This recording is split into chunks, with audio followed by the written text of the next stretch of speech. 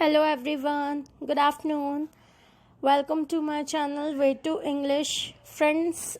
मैं पहले daily 3 videos डाल रही थी, लेकिन अभी मैं केवल एक दिन में एक वीडियो ही डाल रही हूँ। मैं चाहूँगी कि आप लोग मुझे कमेंट करके बताइए कि आप लोगों को सभी सब्जेक्ट के वीडियोस एक साथ चाहिए क्या, क्योंकि काफ़ी सारा स्टफ़ कवर करना है हमको और हम थोड़ा थोड़ा सा अब नहीं करेंगे, वन डे में थोड़ा लेंदी करेंगे। तो सबसे पहले आप मेरे चैनल को सब्सक्राइब कर लीजिए एंड चलिए आज का सेशन स्टार्ट करते हैं। तो ये जो फ्रेजेस हैं, आज 10th पार्ट करना है हमको फ्रेज का। फ्रेज मतलब वाक्यांश है, और आप लोगों का रिवीजन नहीं हुआ हो तो आप थोड़ा सा कर लीजिएगा पुराने वीडियोस देख के। एंड आज जो है वो है गो से है, गो के फ्रेजेस देखने वाले हैं हम। तो फर्स्ट है गो बाय। गो बाय मतलब होता है आंकना, मतलब कोई चीज को एनालाइज करना। This is not wise to go by appearance, मतलब किसी के अपीयरेंस को देख के जज करना या आंकना सही बात नहीं है। नेक्स्ट जो है वो है गो फॉर। गो फॉर मतलब बिकना, किसी भी चीज को जब बेचा जाता है तो उसके लिए गो फॉर बोलते हैं कि ये उतने में गई है ना, आपने सुना होगा उतने में गई, तो go for. The new house goes for ₹5 lakh, मतलब जो नया घर है उससे जब बेचा गया तो वो कितने में बिका, 5 लाख रुपए में बिका। ठीक है। अब यहाँ पे मैंने गोज बोला है क्योंकि मैंने प्रेजेंट टेंस में इसको यूज किया है, इसीलिए गोज लिखा हुआ है ना।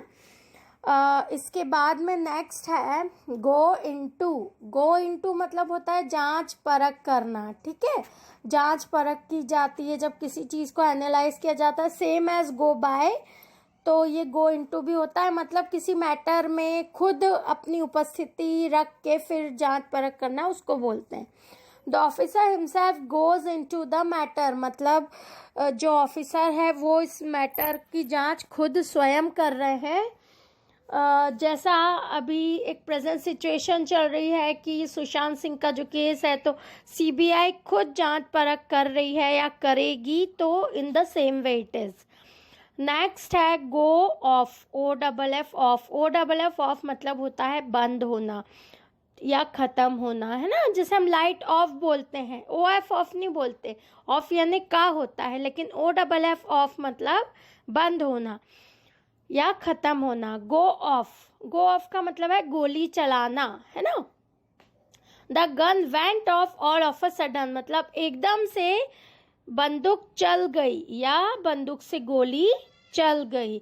अब यहाँ पे आप बोलेंगे कि मैडम गो ऑफ है, आपने वेंट ऑफ कर दिया, तो देखिए ये पास्ट टेंस में चेंज हो रहा है, कन्वर्ट हो रहा है जो हमारा वर्ड, तो वो गो से वेंट हो जाएगा। अभी मैं आपको मॉडल्स के बाद में जब पूरे वर्ब समझाऊंगी, फॉर्म्स ऑफ वर्ब भी पूरे हम थोड़े थोड़े करके लर्न करेंगे, 10 करके, तो आपको इजीली समझ में आ जाएगा। ठीक है, तो ये है स्टार्टिंग के जो 4 है वो ये है, और हम कोशिश करेंगे 8 या 10 लेके अब कंप्लीट करते चले, क्योंकि डेट कभी भी चेंज हो सकती, कभी भी हो सकता है कुछ, तो हमको अपनी पढ़ाई तैयारी अच्छी रखनी। नेक्स्ट स्लाइड आपके सामने आ गई है, इसमें हम देख लेते हैं गो आउट। गो आउट मतलब होना है बाहर जाना, नहीं समाप्त होना, ठीक है, या खत्म हो जाना। जैसे कोई फैशन आउट ऑफ टाइम हो जाती है या आउट हो जाती है, तो उसके लिए कहा जाता है, या समाप्त होना या चले जाना। The light will go out due to rain, बरसात हो रही है इसलिए लाइट चली जाएगी, लाइट समाप्त हो जाएगी या खत्म हो जाएगी। तो खत्म हो जाएगी से मतलब ये नहीं है कि कभी दुनिया में लाइट ही नहीं रहेगी, ऐसा कुछ नहीं है। ओके, सेंटेंसेस की डबल मीनिंग ना निकाला करें, हमेशा पॉजिटिव सेंस होता है जो सेंटेंस का, उसको समझने की कोशिश किया कीजिए। नेक्स्ट है गो थ्रू। गो थ्रू मतलब ध्यान पूर्वक पढ़ना, बोलते हैं ना go through the book, go through the syllabus, मतलब बहुत ध्यान से पढ़ना। ठीक है, इसका जो सेंटेंस है वो मैं आपको बता देती हूँ। Go through the syllabus properly, मतलब आपका जो सिलेबस है उसे बहुत प्रॉपरली पढ़ लीजिए, देख लीजिए, समझ लीजिए। ठीक है, नेक्स्ट है टू गो थ्रू। अब देखिए गो थ्रू और टू गो थ्रू में कितना अंतर है। टू गो थ्रू मतलब होता है गुजरना, से गुजरना मतलब कुछ फेस करना, ओके, कोई प्रॉब्लम फेस करना। The poors had to go through many hardships. Poor मतलब गरीब लोग, हार्डशिप मतलब बहुत सारी समस्याएं, है ना, जो छोटी छोटी चीज़ें रहती लेकिन उनके लिए इजी नहीं रहती, वो हार्डशिप्स कहलाती हैं, है ना। जैसे बिजली उनके पास उपलब्ध नहीं रहती, एक टाइम का खाना कैसे भी मिलता है, दूसरे टाइम का कंफर्म नहीं रहता, फिर स्कूल जाने का उनके पास व्यवस्था नहीं रहती, तो ये सारी चीज़ें हार्डशिप्स कहलाती हैं।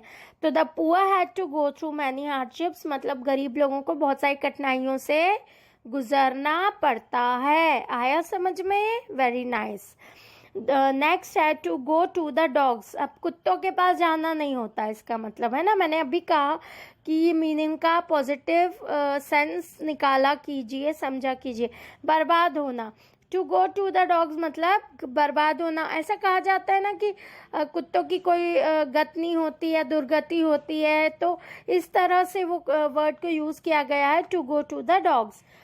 Trying to fulfill his greed, he sure to go through the dogs. ठीक है, इसमें गलती से थ्रू लिखा गया है बट वो टू ही होगा, ओके। तो इसका मतलब हुआ कि अपने लालच को पूरा करने के लिए देखना वो एक दिन बर्बाद हो जाएगा या बहुत बड़ी मुसीबत में फंस जाएगा, ठीक है। तो इस तरह से ये कहा गया है। तो मेरे प्यारे साथियों, thanks for watching my videos.